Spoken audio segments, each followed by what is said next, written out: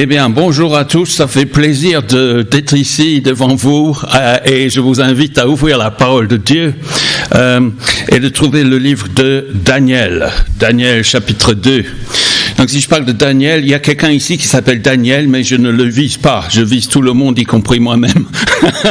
Donc Daniel chapitre 2. Donc il y a une quinzaine de jours, je crois que nous avons commencé cette œuvre.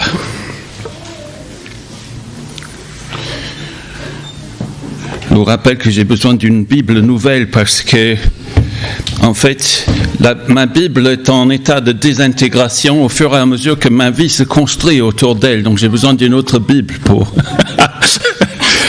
Daniel chapitre 2, est-ce que vous y êtes ? Si vous commencez à aborder la Bible, il faut regarder dans la table des matières. Si vous avez un téléphone mobile, je vous invite à le mettre en marche après le message, mais vous pouvez aussi trouver des applications pour la Bible sur les téléphones. Alors, Daniel chapitre 2, nous allons lire à partir du verset 1. Et donc, la deuxième année de son règne, Nebuchadnezzar eut des rêves. Il en eut l'esprit troublé et ne parvint pas à dormir. Le roi fit appeler les magiciens, les astrologues, les sorciers, les prêtres chaldéens pour qu'ils lui racontent ses rêves. Ils vinrent et se présentèrent devant le roi et le roi leur dit « J'ai fait un rêve. Mon esprit est troublé parce que je voudrais connaître ce rêve. » Les prêtres chaldéens répondirent au roi en araméen « Roi, puisses-tu vivre toujours, raconte le rêve à tes serviteurs et nous en révélerons l'explication. » Le roi reprit la parole et dit aux prêtres chaldéens « Voici ce que j'ai décidé. Si vous ne me faites pas connaître le rêve, et son explication, vous serez mis en pièces et vos maisons seront transformées en un tas de décombres. En revanche, si vous me révélez le rêve et son explication, vous recevrez de ma part des cadeaux, des récompenses et de grands honneurs. C'est pourquoi révélez-moi le rêve et son explication. » Ils répondirent... C'est pas un micro de rêve. Et il répondit... Non, ça va, c'est bon, merci. Merci pour la bonne volonté. C'est pour la deuxième fois que le roi raconte le rêve à ses serviteurs et nous en révélerons l'explication. Le roi reprit la parole et dit... Je m'aperçois en vérité que vous cherchez à gagner du temps parce que vous voyez que ma décision est prise. Et si donc vous ne me faites pas connaître le rêve, le même décret s'appliquera à vous tous. Vous êtes concertés pour me débiter des mensonges, des faussetés, en attendant que les circonstances changent. C'est pourquoi dites-moi quel était le rêve, et je saurai que vous êtes vraiment capable de m'en révéler l'explication. Les prêtres chaldéens répondirent au roi, « Il n'y a personne sur la terre qui puisse faire ce que demande le roi. C'est pourquoi jamais aucun roi, aussi grand et puissant qu'il ait été, n'a exigé une pareille chose d'un magicien, d'un astrologue ou d'un prêtre chaldéen. Ce que le roi demande est difficile. Il n'y a personne qui puisse faire une telle révélation au roi, mis à part les dieux. Or, il n'habite pas parmi les hommes. » Cela mit le roi en colère et fut si irrité qu'il ordonna de faire mourir tous les sages de Babylone. Le décret ordonnant la mise à mort des sages fut proclamé. On recherchait aussi Daniel et ses compagnons pour les exécuter. Daniel s'adressa alors avec bon sens et tact à Arioch, le responsable des gardes du roi qui était sorti pour mettre à mort les sages de Babylone. Prenant la parole, il dit à Arioch, l'officier du roi, « Pourquoi le décret du roi est-il si sévère ?» Arioch exposa la situation à Daniel. Celui-ci alla alors trouver le roi et lui demanda de lui accorder un délai pour lui révéler l'explication. Daniel rentra ensuite chez lui et exposa la situation à ses compagnons, Anania, Michaël et Azaria. Il les invita à implorer la compassion du Dieu du ciel, afin qu'on ne les fasse pas mourir, lui et ses compagnons, avec le reste des sages de Babylone. C'est alors que le secret fut révélé à Daniel dans une vision, pendant la nuit. Il bénit le Dieu du ciel en disant « Que le nom de Dieu soit béni, d'éternité en éternité. » C'est à lui qu'appartiennent la sagesse et la force. C'est lui qui change les temps et les circonstances, qui renverse et établit les rois, qui donne la sagesse aux sages, la connaissance à ceux qui ont de l'intelligence. C'est lui qui dévoile ce qui est profondément enfoui et caché, qui connaît ce qui est dans les ténèbres. Et la lumière réside auprès de lui.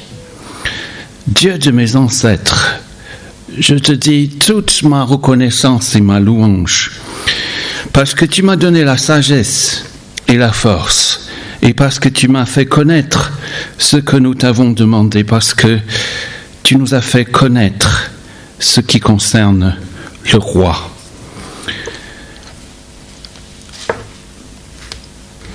J'aimerais savoir comment vous dormez en ce moment. Est-ce que vous dormez bien en ce moment? Ça va? Ouais.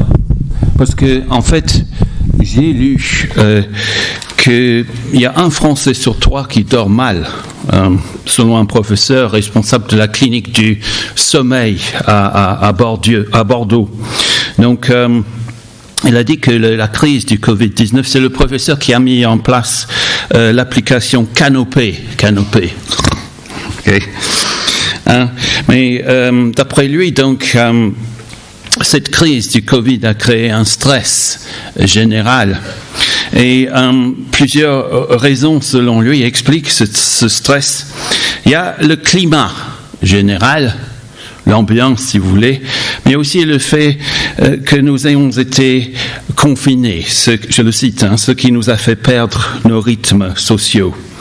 Donc il y a beaucoup de gens en télétravail également, et la société s'est déstructurée au niveau fonctionnel, ce qui a un impact très important sur le sommeil.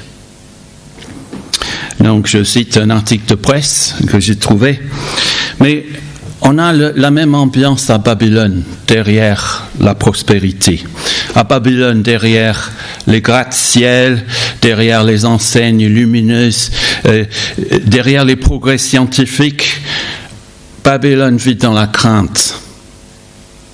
Babylone vit dans l'impuissance. Babylone vit dans l'incertitude quant à l'avenir. On dirait le monde d'aujourd'hui, d'ailleurs. Le chef de l'État est troublé, nous dit le verset 3 et 1.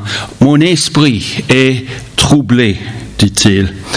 Quand on lui sert le café le matin, sa main tremble. Et c'est un jeune chef d'État. Il a tout pour lui, vu de l'extérieur. À l'âge de 30 ans seulement, le voilà à la tête d'un vaste empire. C'est une ascension jupitérienne. Et je crois qu'il avait 23 ans quand il avait déjà vaincu, lui et ses armées, les Assyriens, les Égyptiens. Et puis il vient de s'emparer des pays du côté méditerranéen, y compris Jérusalem.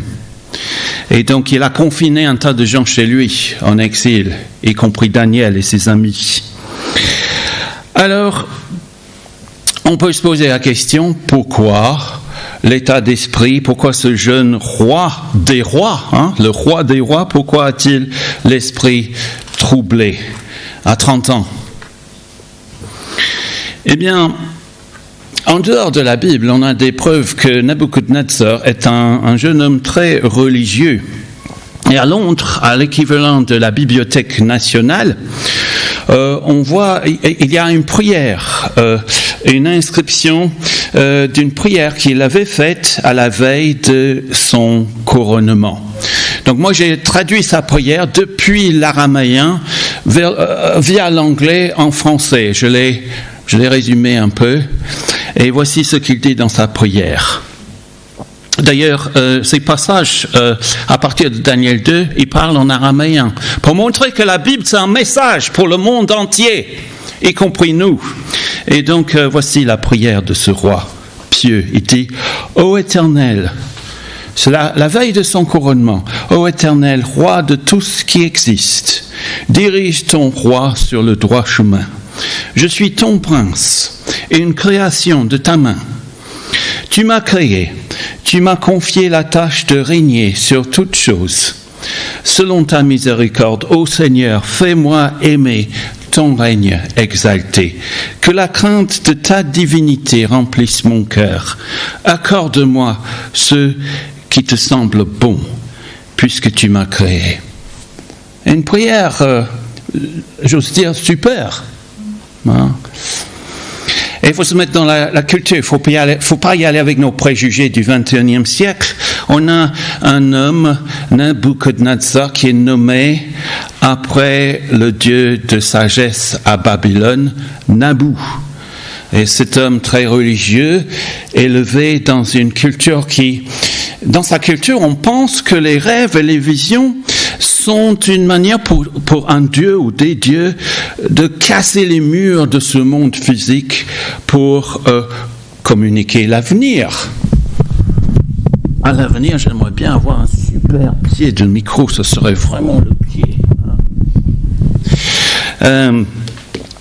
Et donc, le peuple de Dieu partage cette idée-là, que Dieu peut se révéler parfois à travers des rêves.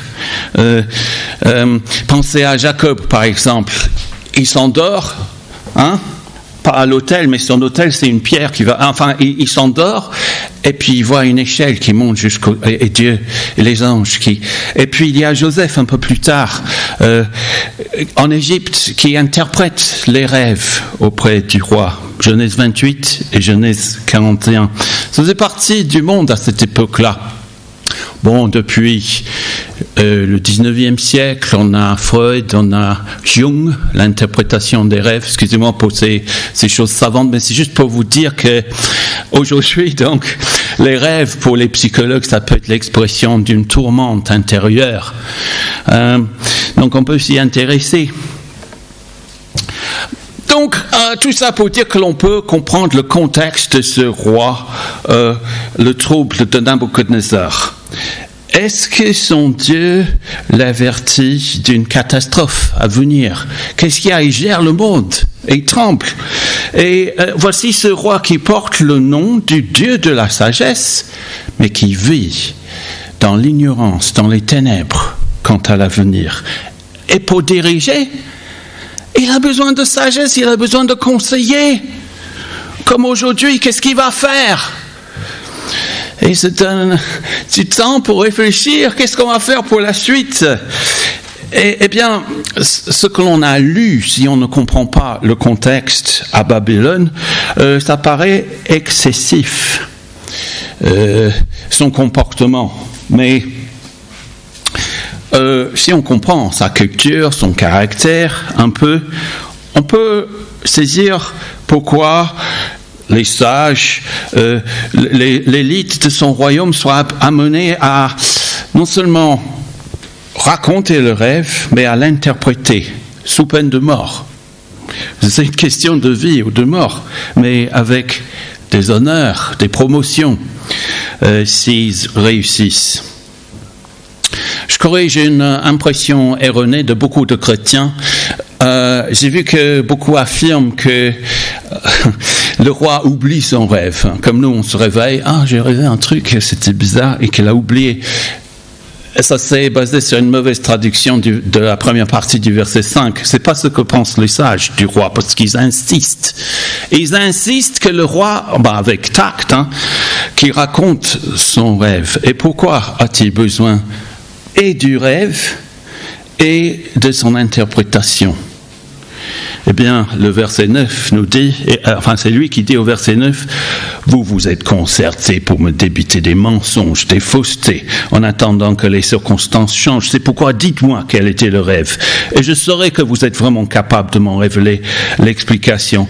Vous êtes des charlatans ou quoi ? Vous avez ce titre de sage. » Et puis au verset 10, mais vive le roi, jamais aucun roi n'a exigé pareille chose. Ce que le roi demande est difficile. Il n'y a personne qui puisse faire une telle révélation au roi, mis à part les dieux. Or, il n'habite pas parmi les hommes. Tu nous demandes de faire l'impossible aujourd'hui. Or, à l'impossible, nul n'est tenu. Alors, verset 12, « Cela mit le roi en colère et fut si irrité qu'il ordonna de faire mourir tous les sages de Babylone. Le décret ordonnant la mise à mort des sages fut proclamé et on recherchait aussi Daniel et ses compagnons pour les exécuter. » Alors ça, c'est très intéressant parce que jusque-là, Daniel et ses compagnons vivent très bien à Babylone. Vous vous souvenez du message d'il y a 15 jours. Ils ont une bourse d'étudiants et ils mangent à la table du roi, ils font leur MBA, leur master babylonien d'administration. Ils font le grand oral à la fin, ils réussissent et ils forcent le respect du roi. Il leur dit, mais vous valez 10 fois plus que ces autres. Et ils ont accès au roi et tout. Et en fait,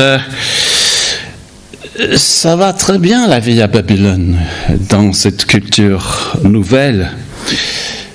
Tant que le roi ne se met de mauvaise humeur, on est tranquille. Mais là, ils apprennent qu'eux aussi vivent sous la menace de la mort. Verset 13, ils sont recherchés. Eh bien, en France, aujourd'hui, tant que la menace de la mort n'a pas trop pesé sur nos vies, on est resté plutôt tranquille.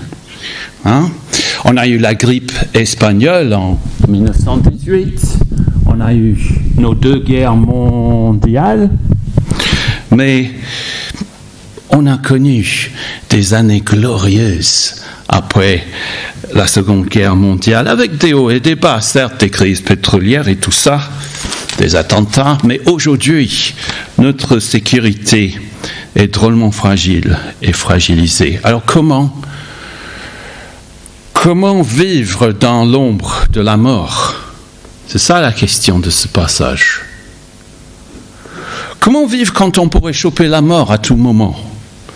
Comme Daniel à Babylone, comme un ballon aujourd'hui dans la Sarthe ou au Mans. Eh bien, ce passage nous donne des pistes pour nous aujourd'hui qui vivons comme Daniel et ses compagnons à l'ombre de la mort. La première chose, si vous prenez des notes, vous pouvez noter ceci. Première chose, c'est être différent. Être différent. Daniel se démarque. Regardez, d'un côté, il y a ce roi qui tient le monde dans ses mains. Il tient le monde dans ses mains. Il est troublé, il est travaillé des nuits, des nuits d'insomnie. Il fait des demandes complètement irrationnelles et il prend des décisions précipitées. Et puis d'un autre côté, ce sera ce jeune homme conquis, un esclave, déporté, une 12aine d'années plus jeune que le roi, qui va ressortir comme étant posé, un homme de prière, capable de dire la vérité devant les autorités, capable de faire un impact sur la société. Et j'ai envie de vous dire que ce passage s'adresse beaucoup d'espérance aux jeunes. Il y a de l'espérance pour un roi jeune d'une 30aine d'années, comme il y a de l'espérance pour Daniel et les autres qui font des études en ce moment, ou qui viennent de sortir, qui trouvent leur place dans la vie. Et à cet appel à se démarquer par rapport à d'autres qui paniquent, qui ne savent pas quoi faire, qui s'arrachent les cheveux. Et ça m'amène à mon deuxième point. Ce n'est pas le mien, ça vient du passage. Non seulement être différent, mais ne pas paniquer. Ça, c'est la deuxième chose. Ne pas paniquer. Face à sa propre mort, face à la menace de mort, Daniel refuse de paniquer. Donc, don't panic. C'est ça que vous voyez? Ok, c'est une allusion à une série télévisée anglaise. Daniel refuse de paniquer. Il s'informe de la situation. Verset 14, Daniel s'adressa alors avec bon sens et tact à Arioch, le responsable des gardes du roi, qui était sorti pour mettre à mort les sages de Babylone. Prenons la parole et dites à Arioch, l'officier du roi, pourquoi le décret du roi est-il si sévère ? Il y a des gouvernements qui font des décrets très sévères et mettent tout le monde dans le même sac, tous les groupements religieux. Arioch exposa la situation à Daniel. Et au lieu de paniquer, la troisième chose, c'est que Daniel prie. C'est la troisième chose à faire, prier. Verset 17, Daniel rentra ensuite chez lui. Il exposa la situation à ses compagnons Anania, Misaël et Azariah et les invita à implorer la compassion de Dieu, du Dieu du ciel, afin qu'on ne les fasse pas mourir, lui et ses compagnons, avec le reste des sages de Babylone. Au lieu de paniquer, Daniel expose calmement la situation à ses amis et prie avec eux. Les réunions de semaine, je ne sais pas si c'est très bien fréquenté. Il y a que, ici dans ce passage, il n'y a que 4 personnes à la réunion de prière. Mais hier soir, on était plus nombreux sur Zoom. Et ça, c'est génial parce que quand 2 ou 3 se mettent à prier, Dieu est là au milieu d'eux. Mais ce n'est pas juste un petit truc comme ça. On n'est pas une secte. Il y a des délivrances quand on prie pour la société qui nous environne. Et les choses cachées, même aux autorités, deviennent évidentes. Invoque-moi, dit Jérémie, et je te montrerai. Fais appel à moi, je te répondrai, je te révélerai des réalités importantes et inaccessibles. Des réalités, il y en a marre de ce monde virtuel, des réalités que tu ne connais pas. Jérémie 33, verset 3. On dirait un numéro de SMS. Vous composez le Jérémie 33, 3. Regardez le contexte, vous verrez comment ça marche. Prions les amis. Soyons nombreux à nous intéresser à ce que Dieu veut nous dire. Se connecter pour chatter autour de la Bible, prier ensemble. La 4e chose, après avoir prié, sans paniquer, Daniel, il dort. Verset 19, il dort. Bah oui, il dort parce que Dieu lui révèle la vision pendant la nuit. Et je trouve ça super parce que voilà Daniel, une bonne nuit tranquille, alors que le roi, le sommeil fuit de ses yeux. Et puis on lit au verset 19, c'est alors en dormant donc que le secret fut révélé à Daniel dans une vision pendant la nuit. Et qu'est-ce qu'il fait, Daniel ? Tiens, je vais texter le roi, je vais lui envoyer un email, je vais l'appeler. Il faut lui dire tout de suite. Non, Daniel bénit le Dieu du ciel. La situation a beau être grave, très grave. Daniel prend le temps de louer Dieu. Que faisons-nous quand Dieu se révèle ? Oh merci Seigneur, je vais courir vers la prochaine étape. Que faites-vous quand Dieu se révèle ? Quand vous allez sortir d'ici ? Maintenant on va préparer le repas, on oublie tout ça. Est-ce qu'on prend le temps de se poser et de remercier Dieu, de se remémorer les choses qu'il nous a révélées? Parce que la louange de Daniel, c'est le cœur battant de ce chapitre, comme ça devrait être le cœur battant de nos vies. C'est au centre, comme dans le centre de la pensée hébreu, on met des choses au centre quand c'est important.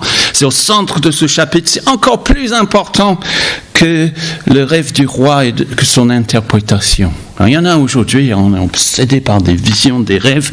C'est la louange d'un Dieu qui se révèle de manière réelle, qui devrait être fêté. Et qu'est-ce que nous pouvons apprendre donc au cœur de la louange? Ici, il y a une chanson qui dit « Je reviens au cœur de la louange », je crois. Eh bien, voici ce que nous pouvons apprendre. Au verset 22, c'est lui, Dieu, qui dévoile ce qui est profondément enfoui et caché, qui connaît ce qui est dans les ténèbres, et la lumière réside auprès de lui. Vous savez que la religion est futile. La religion est aussi futile que les sciences occultes. Les conseillers du roi l'ont sous-entendu. Au verset 11, ce que le roi demande est difficile.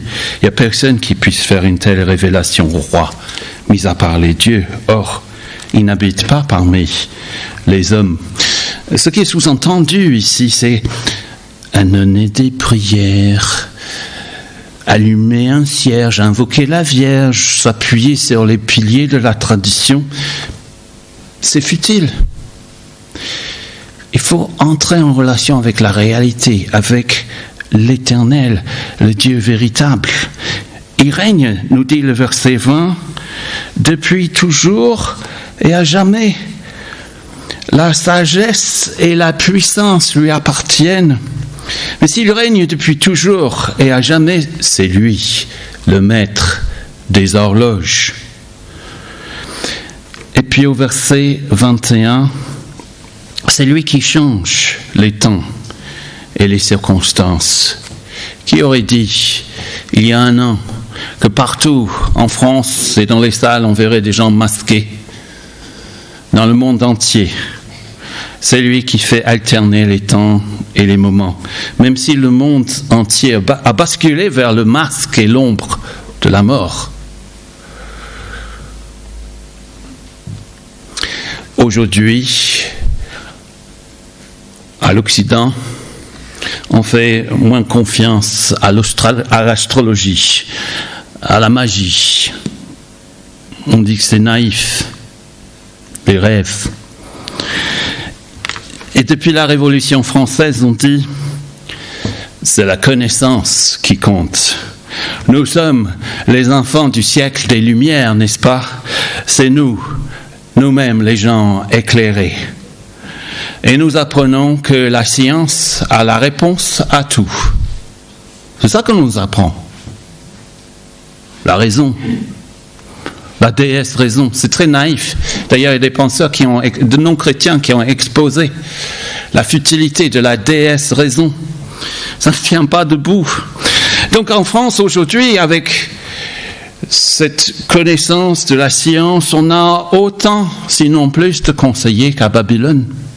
Des experts, des conseillers pour la santé, les prévisions des courbes, les vagues, les experts en médecine, les sciences économiques, les prévisions de croissance et de déclin face à la crise sanitaire. Mais il manque une chose essentielle en France. En France, il manque une chose essentielle, comme à Babylone. Ce qui nous manque, c'est quelqu'un qui sait de quoi il parle. Quelqu'un qui sait ce qu'il dit, parce qu'il a vu que c'est la réalité. Daniel enfonce le clou, verset 27, et dit... Qu'est-ce que j'ai dit sur le téléphone? On est toujours attaqué, en fait, quand on arrive au point culminant d'un message. Et c'est très important d'écouter ce que dit Daniel. Il dit au verset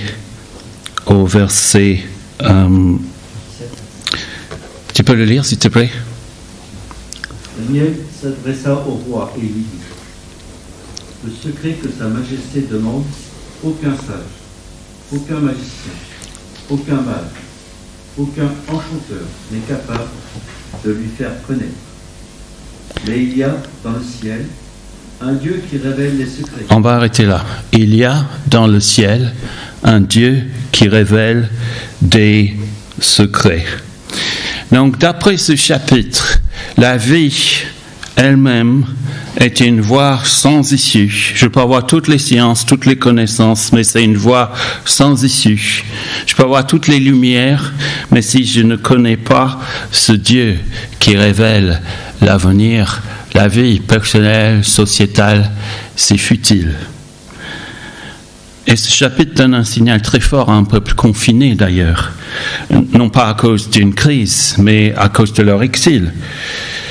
Ne soyez pas intimidés, ne vous laissez pas impressionner par le monde nouveau où vous vous trouvez parachuté depuis peu, un an.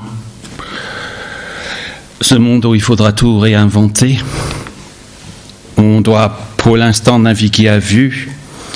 Parce que soit on vit dans l'anxiété comme ce roi au verset 1, sommeil troublé, somnifère peut-être, je ne sais pas, et on se sent aussi impuissant que c'est conseillé dans cette ambiance anxiogène. Soit on peut développer une relation avec un Dieu qui révèle ce qui viendra à l'avenir. Verset 28, on anticipe un peu la suite. Cependant, il y a dans le ciel un Dieu qui dévoile les secrets et qui a fait connaître au roi Nebuchadnezzar ce qui arrivera dans l'avenir. Voici ton rêve et les visions que tu as eues. Cela ne signifie pas, si on cherche Dieu sans paniquer, si on s'informe, si on prie, si on dit la vérité autour de nous, cela ne signifie pas que Dieu nous révélera tout, nous dira tout quand on va l'invoquer. Je dis parce que j'ai rencontré des gens, Dieu m'a dit ceci, Dieu m'a dit cela. Oh, dis donc, t'as le 5G avec Dieu, quoi, 5G, 5 gods. Mais Dieu ne peut pas... Dieu ne nous dira pas si on va être infecté, il ne dira pas si on va garder son emploi. On a peut-être des intuitions, mais il ne dira pas si on va trouver un stage ou si l'économie ira mieux d'ici 5 ans. Dieu ne révèle que ce dont nous avons besoin. Donne-nous aujourd'hui notre pain quotidien. Et même si nous ne connaissons pas les détails, Daniel loue Dieu pour une chose importante au verset 22. Au verset 22, il dit « Dieu connaît ce qu'il y a dans les ténèbres ». Verset 22, Dieu connaît ce qu'il y a dans les ténèbres. Aujourd'hui, encore plus que Daniel qui a l'oreille du roi et du roi des rois, nous sommes en relation avec le vrai roi des rois. Nous pouvons vivre dans le domaine du réel, la révélation de Jésus. À l'âge de 30 ans, c'était l'âge de Nebuchadnezzar, Jésus a fait éruption dans le monde. Jésus, le roi des rois. Si je reprends les paroles de Daniel ici, Jésus donne sagesse aux sages. Jésus donne la connaissance à ceux qui savent discerner. Jésus connaît ce qu'il y a dans les ténèbres et avec lui demeure la lumière. Tiens, on dirait l'apôtre Paul dans 1 Corinthiens. Jésus, source de sagesse, de connaissance pour tous les hommes. Tiens, on dirait Jean. La lumière est venue dans le monde, enténébré. Et on a reconnu sa grâce, la vérité. Eh bien, n'oublions pas ce qu'il dit au verset 22, Daniel dans sa louange. Dieu connaît ce qu'il y a dans les ténèbres. C'est à la fois effrayant si nous cachons des choses, mais pour les inconnus dans notre vie, Dieu connaît ce qu'il y a dans les ténèbres. Et je me dis qu'avec un tel Dieu, on peut faire face à l'avenir. Parce qu'un tel Dieu nous assure que l'histoire a un sens. Malgré toutes nos questions, nos doutes, nous connaissons un Dieu qui sait, qui connaît ce qu'il y a dans les ténèbres. Et avec lui, on traverse la vallée de l'ombre de la mort. Et donc on pourra sortir d'ici cette semaine, on pourra affronter la semaine et l'avenir avec espérance et sans crainte. Surtout si c'est un peu glauque demain matin, quand vous allez vous lever du lit et puis vous allez vers l'ordinateur pour l'allumer, faire le télétravail, vous voyez les carrés noirs à l'écran quand une journée comme ça. Mais vous allez pouvoir dormir tranquillement, avoir plus d'espérance que Dieu sait ce qui se passe dans les détails de nos vies. Que l'Éternel vous bénisse et que Dieu nous aide à parler de lui autour de nous. On va prier. Seigneur, merci.